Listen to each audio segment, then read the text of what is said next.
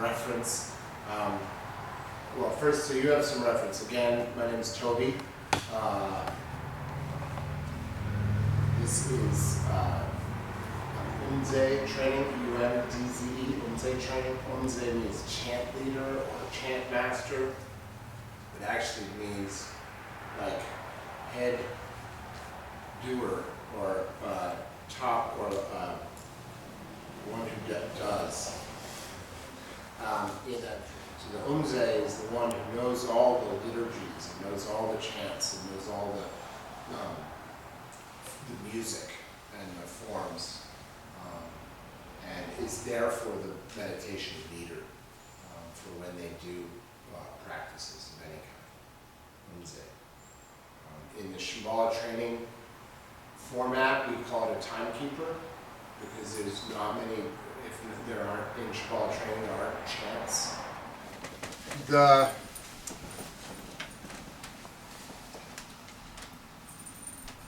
outer main idea is you're creating a container for practice. Creating a situation where people can feel comfortable, they can feel vulnerable, they can let their hair down, and engage in shamatha with others, which is very helpful. So that's the sort of basic view. And that's the reason I brought you out here, is because that starts here. Each center is different, but for example, here at the Brunswick Center, at the bottom of the stairs, first of all, you need a key to get in, because you're hopefully the first person here.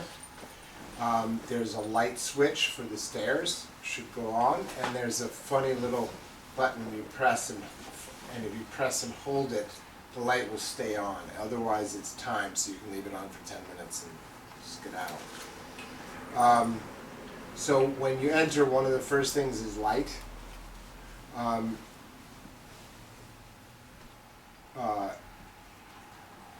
Despite any parsimoniousness, you should turn on all the lights. It's considered an offering, and it also makes people feel like they're coming into a welcome environment, a lit environment. So these two lights, that light, stair light, outdoor light. Then this, we have awesome people coming in to make sure it always looks nice in here, but if there's leftover watermelon rinds that someone didn't clean up, so making a nice situation. So that's it. I brought you out here just to explain that part. The key thing is coming ahead of time, and often that means 15 minutes. And if you've never been a timekeeper, never been someone who's welcoming people to the center, I definitely suggest a half an hour to get ready. And also, as people arrive, you don't want to be in a hurry, like, oh, I'm busy arranging cushions, I can't talk to you. So giving yourself some time. So think half an hour until you're super pro at all the little details. But the main idea is welcoming environment. We'll do heat, because the heater is in here, but like at the Portland Center, that's key. Turn on the lights, turn on the heat. In the winter, definitely get there a half an hour ahead of time and crank it, because unless our next Portland Center is like super toasty warm. So lights and heat. And tea water, I like to fill the kettle, turn it on in case someone comes in. I was at the New York Shambhala Center when the towers came down. I was at school right nearby, and the first thing I was like, boil water, make tea. Because for people to eat, like, do you want a cup of tea? Like, anyway, make people feel welcome, comfortable, etc. So boiling water, you can even set out tea, things like that. That's it for out here. And then I think everyone could, maybe let's all get up again and just come and sort of gather at the door. Tiny cushion situation. Because I also think, A, that's inviting, but it also, the reason we don't have like nothing in here is the idea is to wake up. So we're not here to sleep, we're here to wake up. And so the environment is He's uplifted, we say, is one of the jargons that we use. There's a certain energetic lifting and sparkiness that helps you wake up rather than fall asleep. And having precision is helpful for that. The joyful lion is discipline brings joy, so some kind of precision. So zabutons, the bottom cushions, gondas, the square cushions, zafus, the round cushions. Personally, I take away all of the support cushions. Because what often happens is people sit on them even though they don't need them, and then there's not enough, for one. Two, they don't need them, and so they're having a strange, then they go home to their gomdom and they don't know what's going on. So that's one thing to consider. And it's sort of like giving people a blank slate. Ditto with this, with the double. The idea is you set it, people as they become good meditators, they know what they need. They come in, they see, oh, there's only 2 seats, one of them's a zafu, I sit on a zafu, they sit on that. Or there's only 2 seats in there, both dominants, I sit on a zafu, I better get a switch it out. People know what they need. Another very important Shambhalian rule is the seams should be to the back. This is directly from Chogyam Trungpa Rinpoche. For both zabutons and gomdins. Go very slowly here, but that's the idea. You want to have enough time to do this. So seams back. There's a lot of zafus here, but I think these days a lot of people it vacillates. Some programs are maybe more disciplined, more precise than others, and you may just decide to put all gomdins. Be like, okay, now you gotta figure it out. Anyway, we generally put more gomdins than zafus. More people sit on the square cushions than sit on the round cushions. Definitely. 2 or 3, 4 is fine. It's office. Okay. That seems back. The distance between them depends on the center. Portland, they're shoulder to shoulder. Here it's like a foot. I have a 12-inch foot, but it doesn't really matter. That's how I do it. The main idea is 6 to 12 inches apart. You notice I'm bending over. Another thing straight from Trungpa Rinpoche is these are the seats by which we become enlightened, and therefore we don't push them around with our feet. Throwing shoes at George Bush. The feet are loo, they're dirty and covered with dog hair and whatever. So a foot apart and then staggered, so that people don't have to look at your rock and roll t-shirt for 3 hours. It's also nice if people can see at distance. So this is why you need a half an hour, is you won't necessarily find the situation nice, and so you want to set it up nice. You don't have to be as anal as me. I'll give you the hard style. I learned Umdze from the retreat master at Kampo Abbey. She was tight as all get out. I inherited that. It looks nice, yeah? Try it. Not a tradition in Shambhala, but in the Zen tradition, is after people sit, they fluff their zafus. They have zafus all. So they do this. For a while, the Thursday night sit. Who comes to Thursday night sit here? Anybody? Sometimes. Brian is a Zen practitioner, and I used to practice Zen, so I do it, and he did it, and it became the culture of the Thursday night sit. And at the end of the night, people would fluff their zafu. Not necessary. No one will ever notice. If you're really feeling, you're like super timely situation, you can put the nice newer candles instead of the greasy old ones. And you can continue to set an aspiration to lead the fundraiser by which we get new cushion. Checks are starting, but not finished. I'm not sure. So there you go. Not too many, not too few.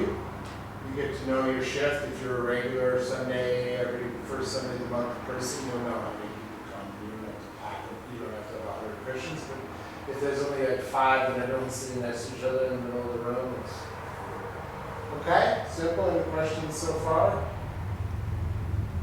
Not rocket science. Chairs. Not everybody can sit on a zafu or a Gong. I like to put these things there just like you add them. They're part of the assembly rather than in the back of the room. You know, your own cushion is really important. Particularly because traditionally in a retreat environment, the doors are closed, everything is ready, and the Umdze is standing at the door on the outside. And there's a gong rolling down.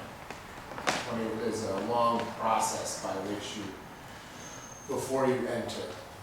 And then at a certain point, at the end, they open up and they go in, and everything's ready, and they open the shrine, light the candles and the incense, and then take their seats. Your seat should be, it's a little bit weird if you come, you're like, oh, I don't sit on a Gong, I need a zafu, and everyone's standing there. Because in Shambhala tradition, people stand and wait while the shrine is open. And if you're going to be leading chants, that you have your chant book, and you know where they are. There's a lot of chants in here. You can have it open to the one you're going to begin with. The timekeeper is a reference point for the assembly in terms of unmoving practice. So you're the reference point. People aren't looking at the clock. You're doing that. And basically all that means is you need to sort of set yourself up so that you can sit without moving. Well, awake and dignified, not moving like a statue, not moving with presence. In Umdze, you sort of read your group. You can feel the group of people sitting. And I've found in some situations, especially with predominantly new practitioners, that if I sit perfectly still for 30 to 40 minutes, that's brutal. But if people think that's what they're supposed to do, they'll do it. And then they will develop a negative association with the practice of meditation, which is not the idea. So I will actually take a resting posture on purpose to kind of relax the room. I found no. You'll find these upside down on this. Some centers you'll find it like people put a match to keep it from so air can get underneath. We have this awesome thing that lies like this, but then turned upside down, empty. So you have to move them all back and grab this, roll it up, set it aside, and fold them up.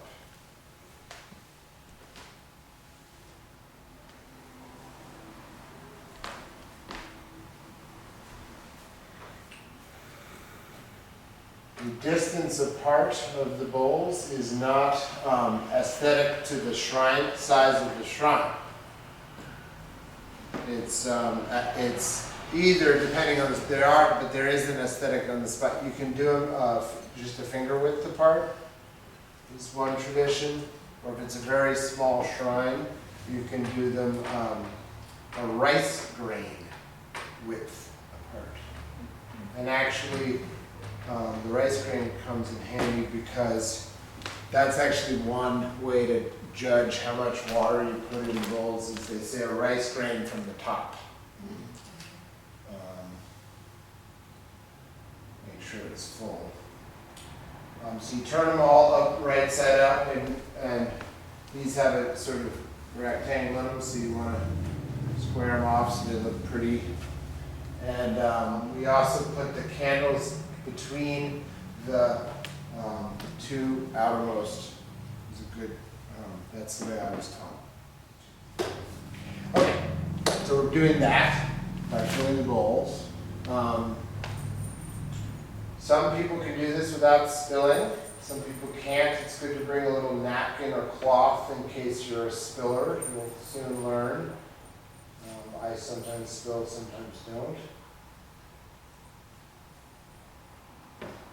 You'll notice I'm doing this with two hands, and that comes in handy later. The idea is that offering with two hands has a level of dignity and finally go back. So I went left to right, and that's how you're supposed to do it. Left to right.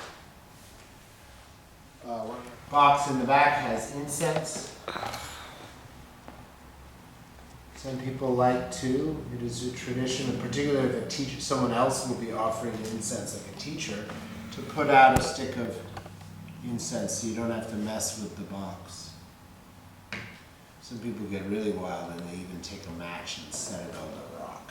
Note the sand that it goes into. If you have time in the kitchen, there's a sifter and a bucket, and you can sift out the stumps of unburnt incense. If an acharya is teaching, it's really nice to always have this be clean sand, not new sand, but sifted sand when they offer on Friday night, maybe, or even every day. That when they offer incense, it's like a nice situation. Toby, where is that?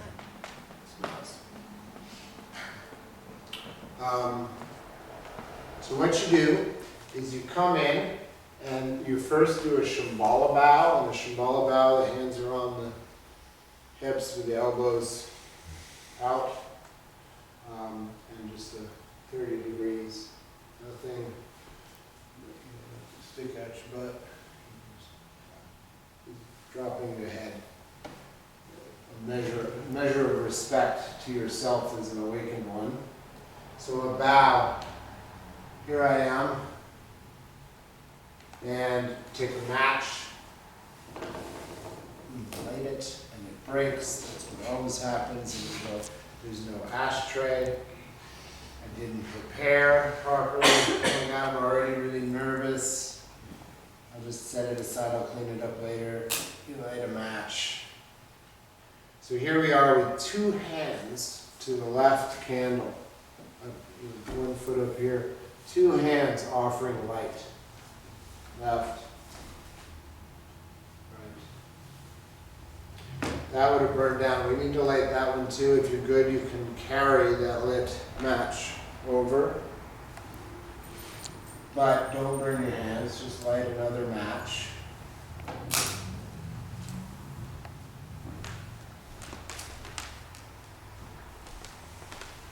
In the teacher's chair candle, the guru chair as it's known.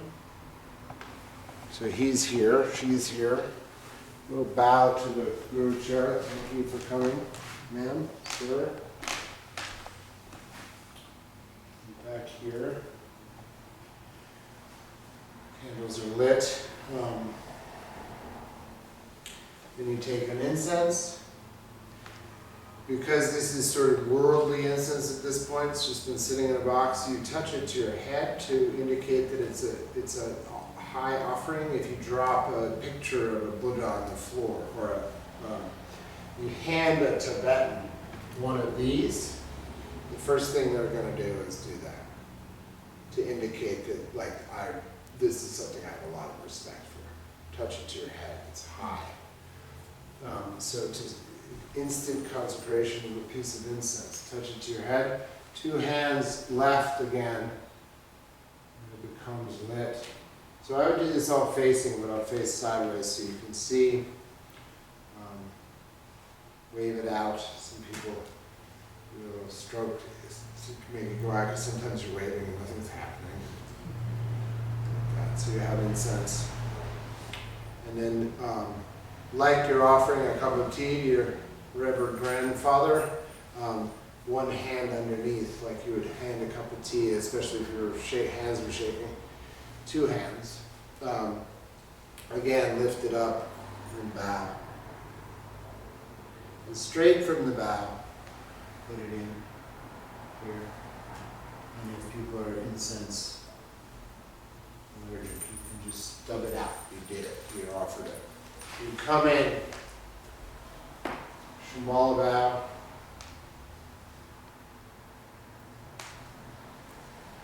Match, left candle, right candle, guru candle,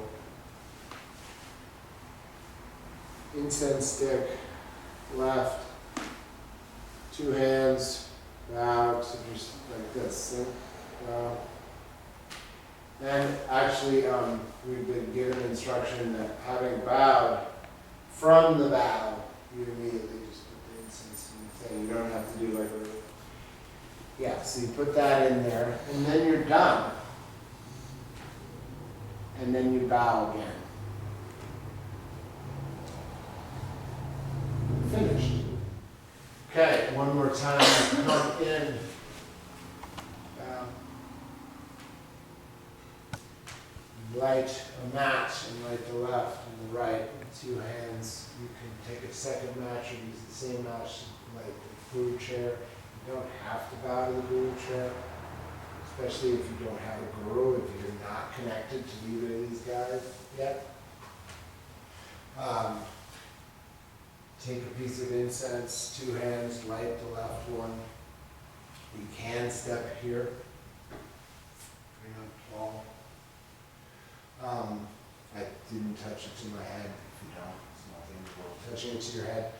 Aspiration. It's a moment when you can make an aspiration, and then incense in, and people often will step out a little bit and back. You go. I'll mention when you're walking. Stand. Everyone's been standing here forever while you go through this process. Some of them might have sat down because they don't know that form. Totally fine. And then have a seat. Boom. It's 8 o'clock. Sacred. So this is a sacred musical instrument. Is set. So this thing included. So this, you can put this under Tonglen, but it's best if it stays in here. The striker, the Gong. You hold it lightly, not in a fist. See, it doesn't work. Lightly, and sit down here so you can see that better. To ring this bell is a circle.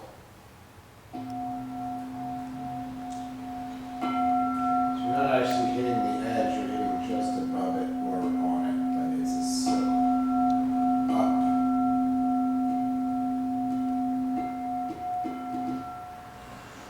So that's Gong. In the chant books, it's G, Gong. For chanting, we also have a cadet where you put your finger on top and sitting is begun. If you're leading chants, there are 3 gongs in the morning and 3 gongs at night. That's in the book. Otherwise, to beginning a sitting session without chants, like a just sit, you just ring it once. Start meditating. And you let it ring out. And you hold it like so in your hand, up. And just wait for it to ring out.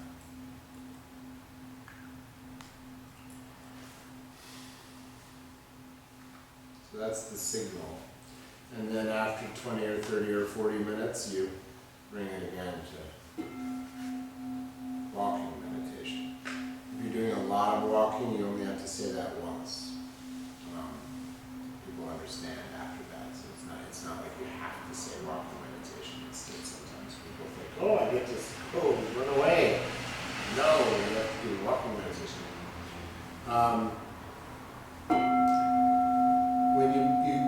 In this particular bell, you can balance it in the middle.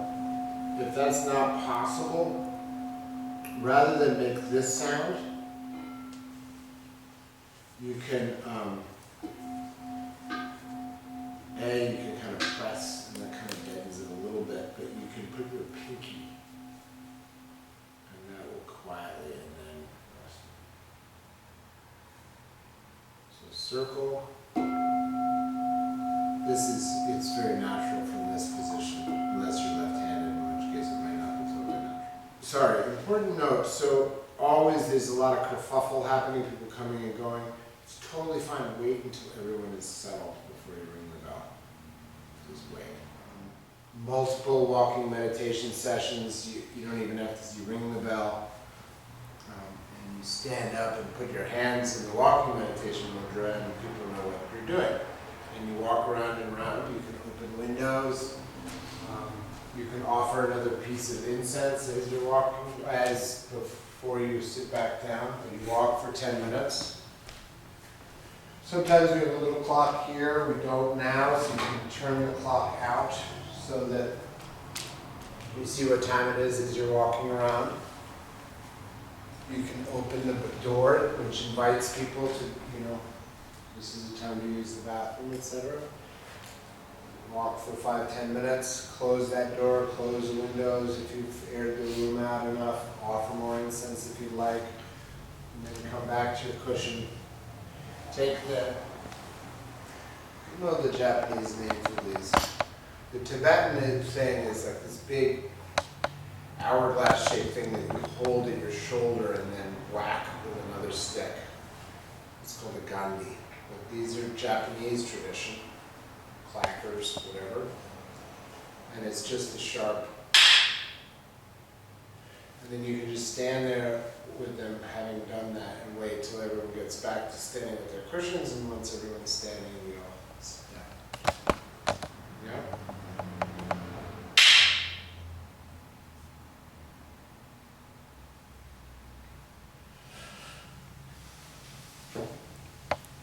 And then you do it again. In an Indian format, if there's a tea break or a lunch break, but not the end of the day, is when we ring it twice. Lunch means come back in an hour or whatever, like look at the schedule, don't go away. End of the day is 3 gongs at the end of all the chants.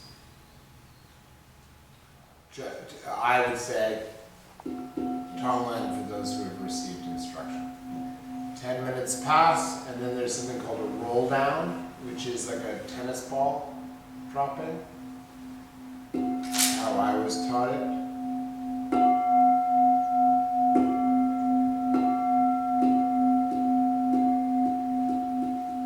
You do that twice. And then something called a full stop, which is loud, soft, loud. That's like just, to my mind, that's a whole lot of bells to let go of the intensity of doing Tonglen practice. And go back to sitting. Return to shamatha is the words. Thank you. At what point do you start Tonglen, Toby? It should be in some sort of printed schedule, but the view is 15-20 minutes of sitting to get into a good enough. In the class we did, John Control says, follow the in and out breath 21 times over and over again as preparation for practice. So you do 10, 15, 20 minutes of shamatha, then 10 minutes of Tonglen, and then 10, 15, 20 minutes of shamatha bracket. So beginning is outer, inner, shrine, sit, just plain sitting, but let's say that's just sit. So now you can lead it, now you know how to Umdze just sit. You know to come in, take your seat, wait till things are settled, ring the bell. Have your clock, watch your clock, 20 to 30 minutes, ring the bell, walking, clack. So, yeah. Rules of chants are pitch and pace and what's the word for gaps? max. Probably meter. Bass. Space. So pitch is interesting, and I get that right probably 50% of the time, where it's not too high so that the men are trying to falsetto, or not too low, the women are like, what the hell is I mean, and people can pitch an octave, but there's a few that are, and it's not too slow, because it drums and you want to wake up. There's all these bright colors, let's wake up. So not too slow. And we don't, periods don't mean anything. You just, it just goes. I often think of my outboard engine motor. It's just like brrrr. So it just keeps going, and you breathe when you need to breathe. This first chant, the proclamation of goodness, which the Umdze does by themselves, is short enough that you can probably do it in one breath, unless you're out of breath or nervous. And your first chant is slow, and then you get into faster. Primordial Rigdon, all good Samantabhadra, great Vajradhara, lotus-born Padmakara, wisdom Yeshet Sogel, Prahibhadra, Sri Simha, holders of the ancient great perfection. Tito, Naro, Mappa, Mila, sea accomplishing masters of Mahamudra, please approach and grant your blessings. Dawa Okay, great. Homage, same deal. This one is the one where people have a tendency to breathe at the end of sentences and at the end of stanzas, and you don't. You just motor. Remember my outboard, my old Evinrude, and you just motor right through. We just keep going. They say it's like the sound of honeybees, of a beehive. So if you run out of breath, In the middle, so What happens? the ones who are no, you stop. the ones who are nobly born is both land to be and sharpen the blade of primordial ashe. That's also a really good opportunity to listen to see what pitch and speed people are going at, because you can't quite hear because it's a total cacophony. So yeah, you're just in the middle of the line, you breathe when you can, where you need to. So, 3 gongs begin the session.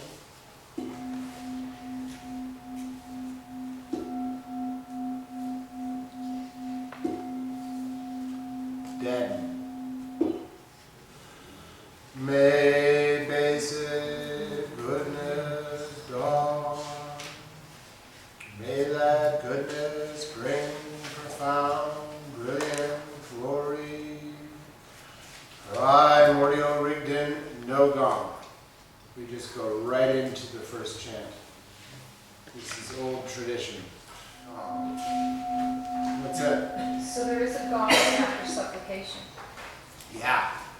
It's just this first the 4 lines that are done by yourself segue into the first supplication without a gong. So you don't deaden the last chant at the beginning.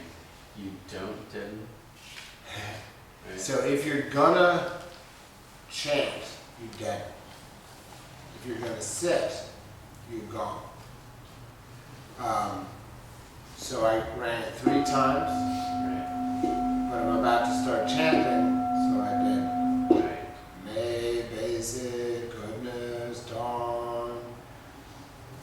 Then I gong my supplication. Gongs are devotion, like reminders of devotion is one of the ways Trump Rinpoche. So a supplication is like, it's a nice stop. Like, At the end of that. at the end of that, and then we gotta do an homage, so again. He was neither beginning nor end, who possesses the glory, and you do that whole chant, and then may the great eastern sun be victorious! Exclamation point. And let that go. And then there's no more sitting, so you don't, there's no more chanting, so you can just let it ring out. So then you sit and sit and sit, all day, all night. Finally, the day is done. The protector chant. So, if when you came in the morning, you made a little bit of tea and put it in that protector tea offering, who has done that before and knows about that? One person. So the view is, traditionally it's offered at dusk or at the end of the day. However, in Shambhala Nintan style, Sunday morning 9 to 12, it's fine to do it at 11:50 because you're closing the situation. So what you do is make a little tea. You can either put it. I put a tea bag in and then really put a lot of water, because then if you take the tea bag out, there's no tea left because it's all in the tea bag. But anyway, you make some tea. I'll leave that up to you to figure out how to put tea in that.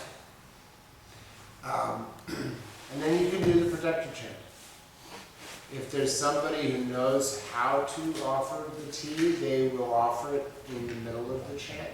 But it's fine to offer it when you offer the water at the end of the day. You come to 11:50, 8:50. You can just bring this out, or just pick up your chant book and say, we're going to do closing chant. I say closing chant. In the back, welcome to get one. We're going to start with the Shambhala Protector chant. It's fine to explain things to people. And then once everyone's ready, there's no gong. You're still meditating. You haven't stopped meditating. It's all part of meditation, especially for the protector chant. There's a whole drum thing with protectors, but we don't do that with this one. And everyone's ready. Protectors of heaven, earth, and humanity of the 10 directions and of Pladnyan and Lu, please come quickly. Guardians of Mokwadong, do not forget your commitment to spell outer, inner, and secret obstacles. Supplications for the longevity of Sakya Nippon Rinpoche. So you do hit the gong after that chant. You do not. After that chant. I'll check, but I don't think so. Okay. I might be wrong. You do to begin this one. It's almost the same thing, isn't it? Sorry.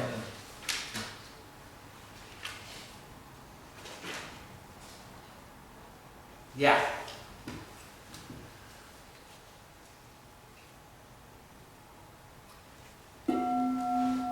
Now we're going to chant Om Svasti, by the power and truth of the blessings of deathless Amitayas and the truth, to the supplication for the longevity of Sakya Nippon. Here's the fun part. This one we do in Anjali, which a lot of people think it looks like this because the chant leader always is holding this. Om Svasti, by the power of the truth of blessings of deathless Samatayus, and the truth of long life, Vidyadhara Padmakara's consort and so forth. And may the splendor of auspicious benefit and happiness blaze throughout Chandradvipa. That goes out into space. He who has neither beginning nor end, may the goodness of the great eastern sun be present. And you're just motoring through these with good energy. In the universal mandala of complete awakenment, the land of Shambhala resides. This one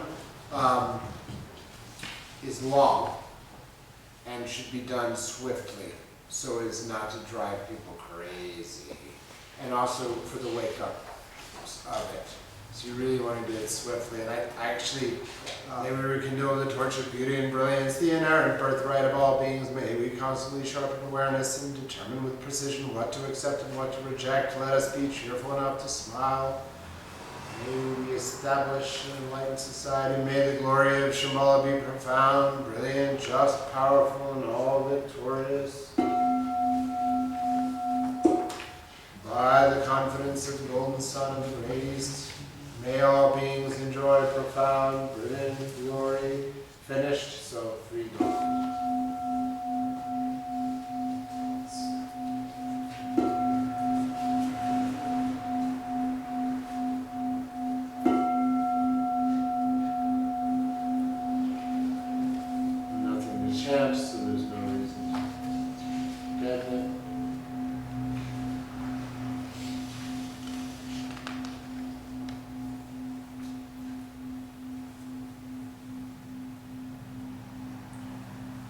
We have a little rin,